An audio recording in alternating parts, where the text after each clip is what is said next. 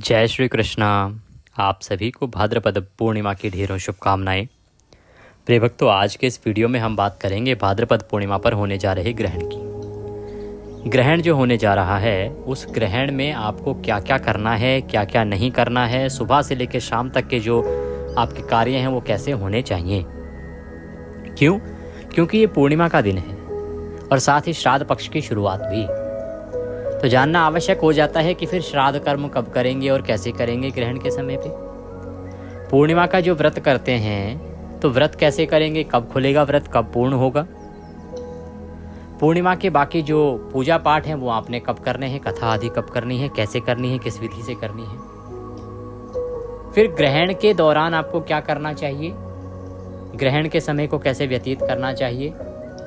ग्रहण के बाद किए जाने वाले जो प्रमुख कर्म हैं उनको जानना भी आवश्यक हो जाता है, क्योंकि ग्रहण जो है कोई साधारण घटना नहीं है।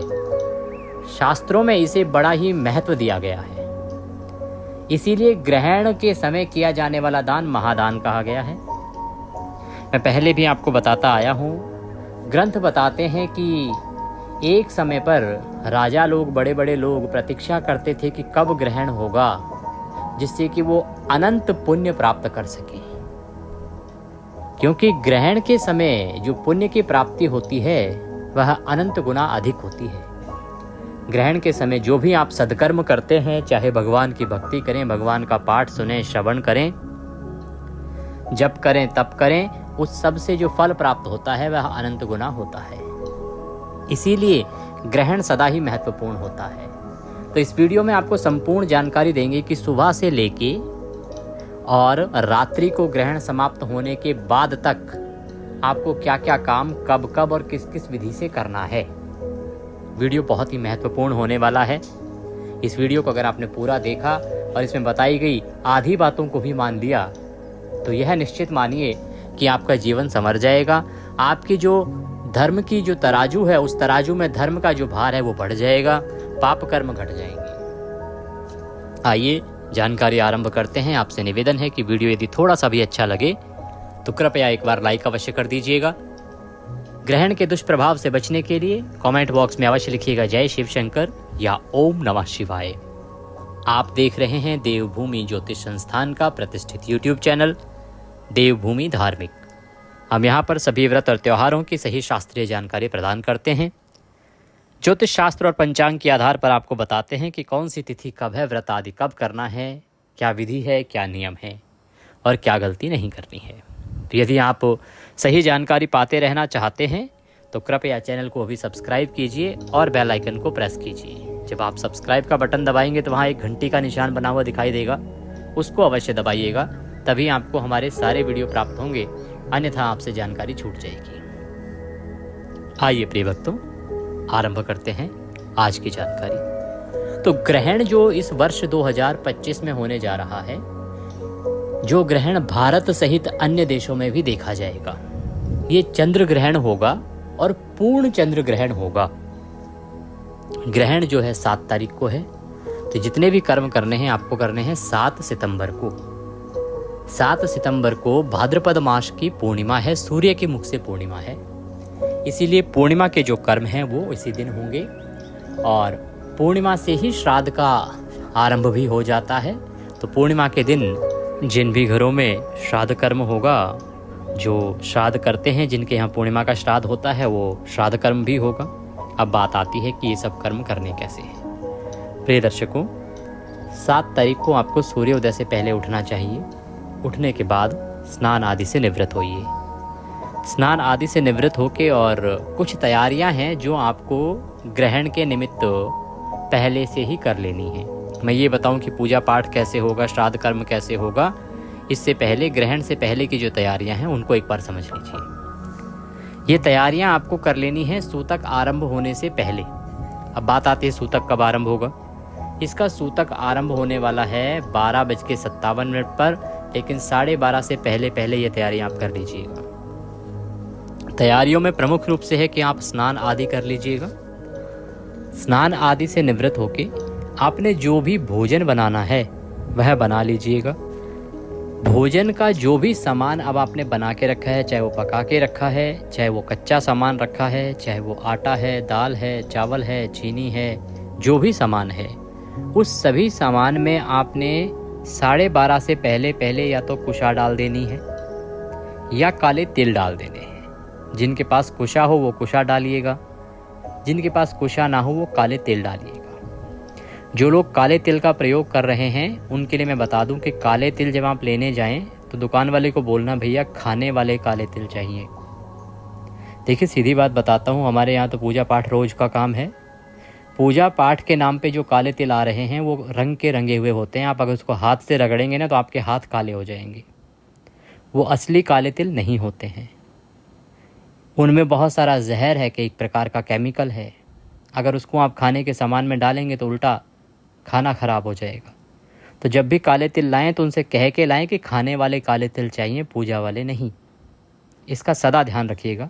ये एक तरह से बहुत बड़ा अनर्थ हो रहा है। देखा जाए तो भगवान के साथ छल करने का प्रयास किया जा रहा है मनुष्य के द्वारा कि पूजा पाठ में काले तिल के नाम पर रंग के रंगे हुए तिल चढ़ाए जा रहे हैं, नकली चीज़ें चढ़ाई जा रही हैं। पर आप अपनी खाद्य सामग्री का ध्यान रखें सुरक्षा का, तो आप सही वाले काले तिल ही लाइएगा, वो डाल दीजिएगा। और कुशा मिल जाए तो कुशा डाल दीजिएगा, और कुछ भी ना मिले तो तुलसी पत्र का भी शास्त्रों में विधान कहा गया है, तुलसी का पत्ता भी आप डाल सकते हैं। ये सभी सामान में डालना है, चाहे वो दूध है आपका, चाहे वो आपके आटे का ड्रम है, चाहे आपका चावल है, चीनी है, जो भी खाना बनाने की सामग्रियां हैं, मसाले आदि सभी में डाल देना है। जिसमें तिल डालना संभव हो उसमें तिल डाल दीजिएगा। बहुत सी चीज़ें ऐसी होती हैं जिनमें तिल मिक्स कर दो तो फिर उनका स्वाद बिगड़ जाएगा, तो इसीलिए उसमें कुशा या तुलसी पत्र डाल दीजिएगा, जिसको कि आसानी से निकाला जा सके। तिल क्योंकि बहुत छोटे छोटे होते हैं तो निकालना भी बड़ा मुश्किल होता है। तो इस प्रकार से आप एक तो काम ये कीजिएगा कि ये सभी में खाने पीने के वस्तुओं में इसको डाल दीजिएगा 12:30 बजे से पहले। दूसरा, आपके घर में मंदिर है, मंदिर में जो भी पूजा पाठ आपने करनी है वो 12:30 बजे से पहले कर लीजिएगा।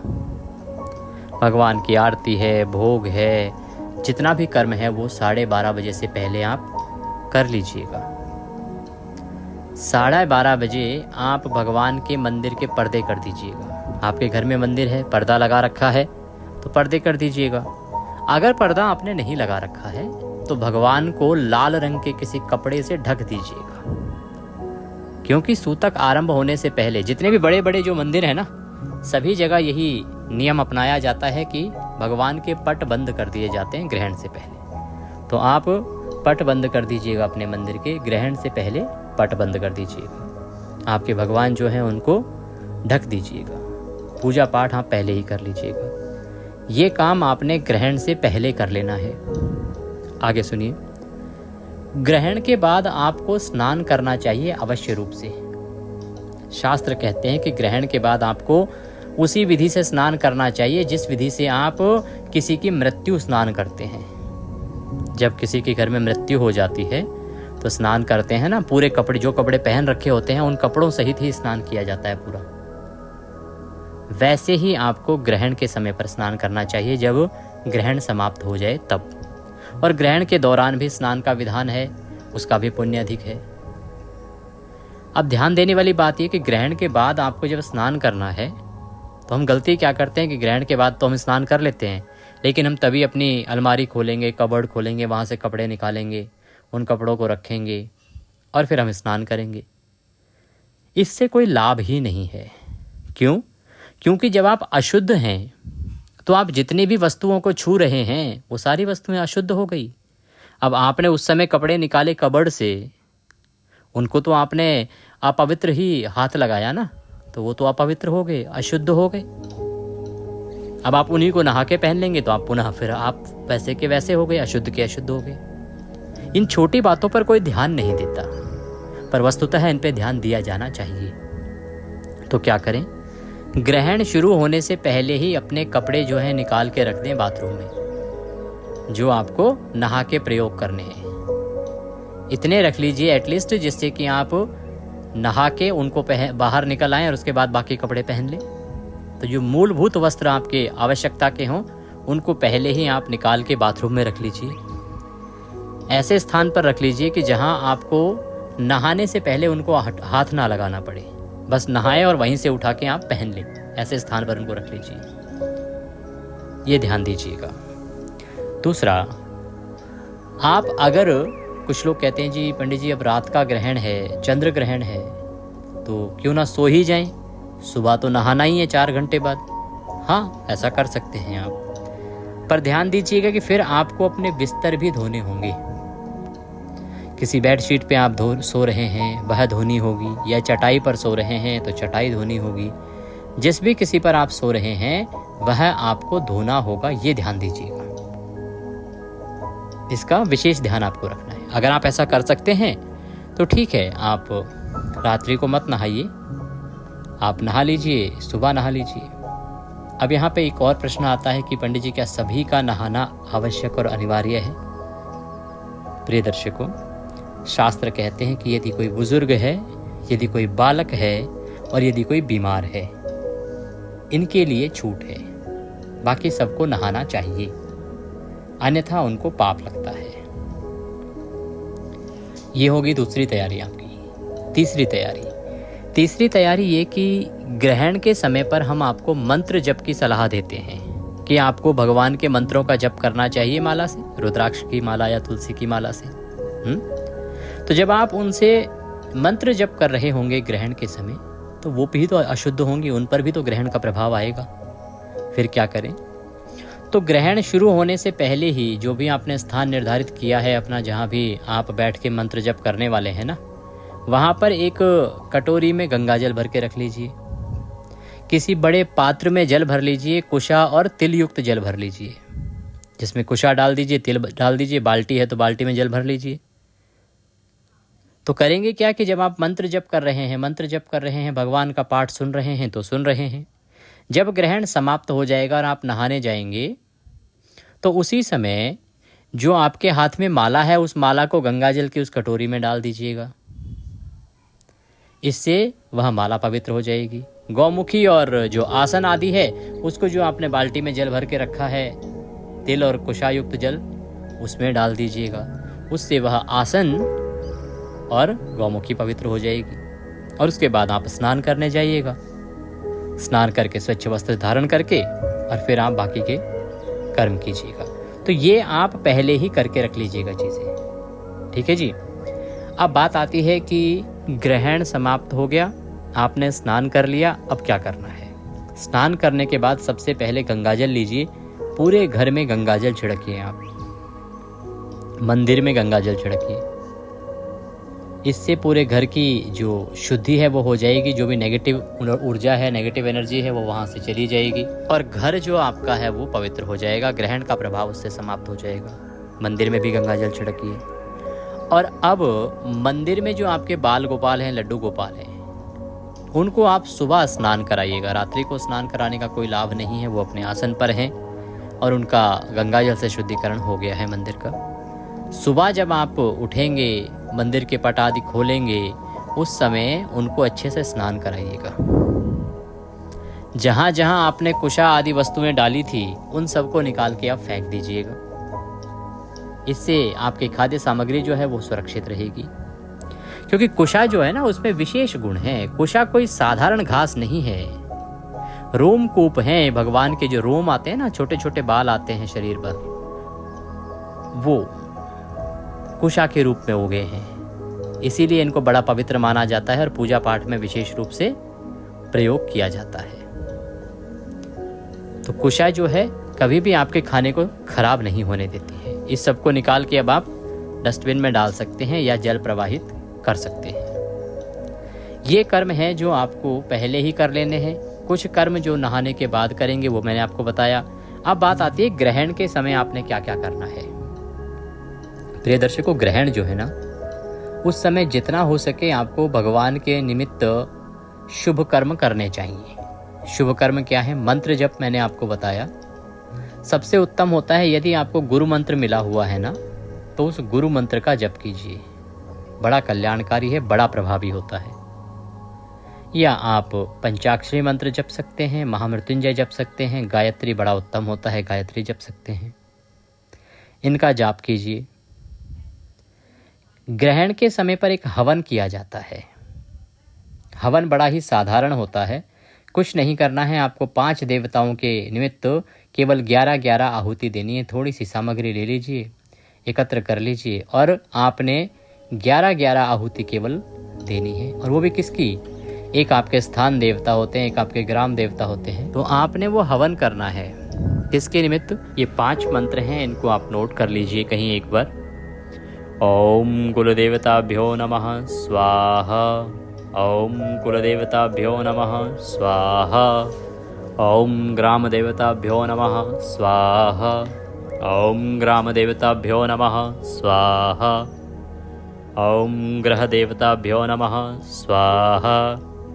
ओम ग्रह देवताभ्यो नमः स्वाहा। ओम लक्ष्मीपति देवताभ्यो नमः स्वाहा। ओम लक्ष्मीपति देवताभ्यो नमः स्वाहा। ओम विघ्न विनाशक देवताभ्यो नमः स्वाहा। ओम विघ्न विनाशक देवताभ्यो नमः स्वाहा। इस प्रकार से ये 5 मंत्र हैं, इनकी 11-11 आहुति आप केवल दे लीजिएगा। अधिक दे पाएँ तो अच्छी बात है, ना दे पाएँ अधिक तो केवल 11-11 आहुति देके आप कल्याण प्राप्त कर सकते हैं। आपको एक और कर्म है जो करना चाहिए ग्रहण के समय, वो है पितरों का तर्पण। पितरों का तर्पण और गीता के 7वें अध्याय का पुण्य उन्हें अर्पित करना। एक बात बता दूं आपको कि ग्रहण के समय पर कोई भी ग्रंथ पढ़ना जो है ना मना है, ग्रंथ को नहीं छूना चाहिए। तो आपने करना क्या है, देखिए, एक लोटा लेना है पीतल का, उसमें पहले थोड़ा गंगाजल भरिए, फिर उसमें शुद्ध जल भर लीजिए या कोशा तिल युक्त जल भर लीजिए।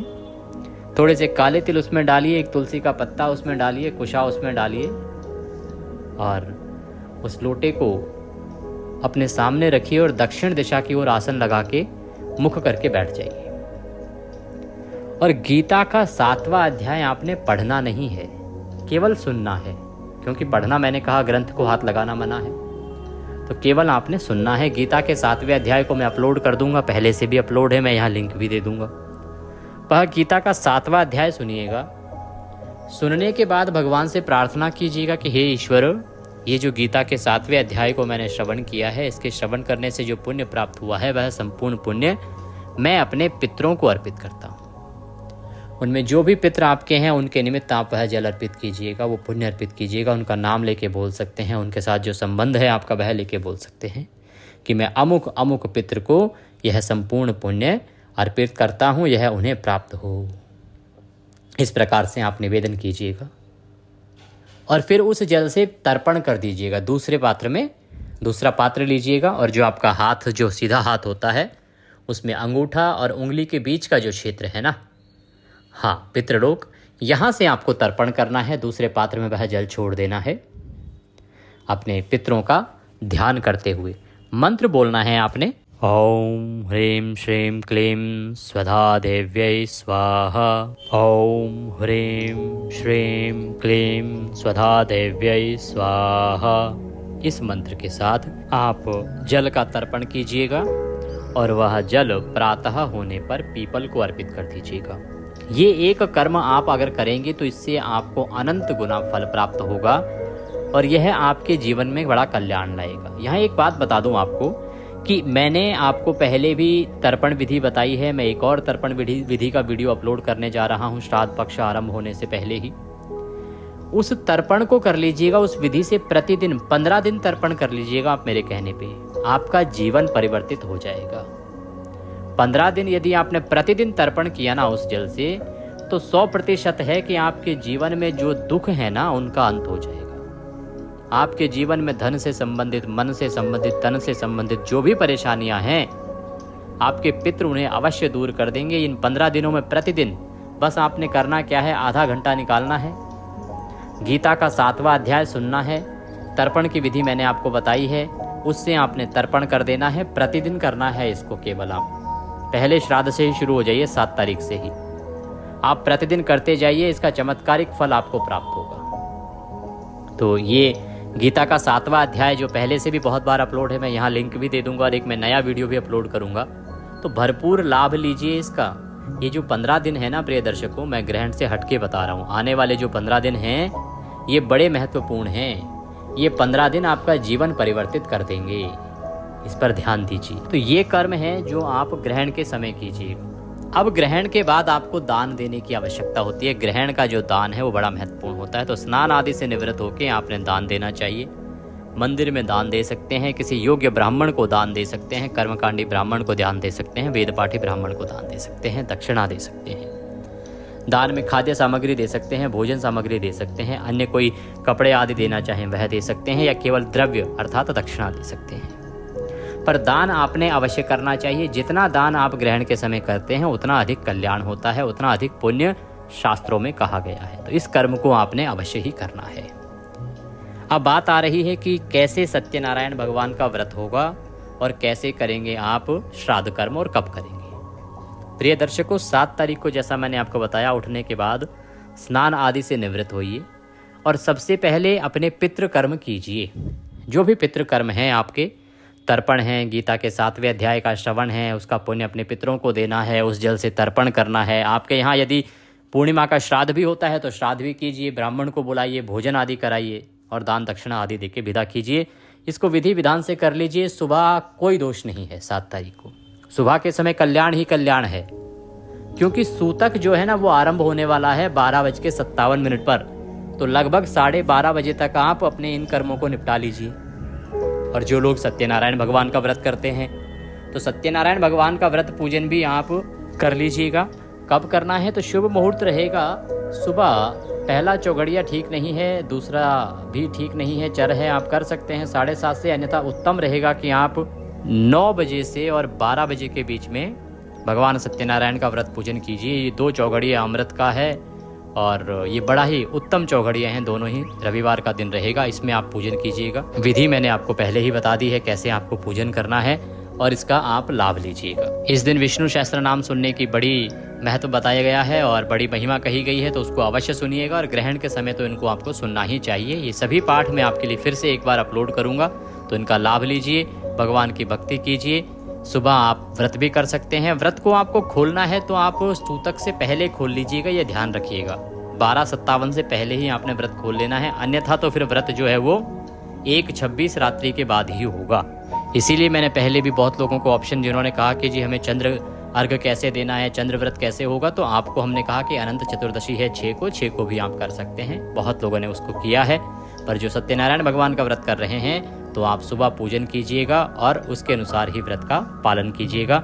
जानकारी थोड़ी भी अच्छी लगी हो लाइक अवश्य कर दीजिएगा। कुछ कहना चाहते हैं, पूछना चाहते हैं, कुछ रह गया हो तो कमेंट बॉक्स में लिख के पूछ लीजिएगा। दक्षिणा आदि यदि कुछ भी भेजना चाहते हैं तो स्क्रीन पर नंबर आ रहा है, उस पर भेज सकते हैं। हरे कृष्ण।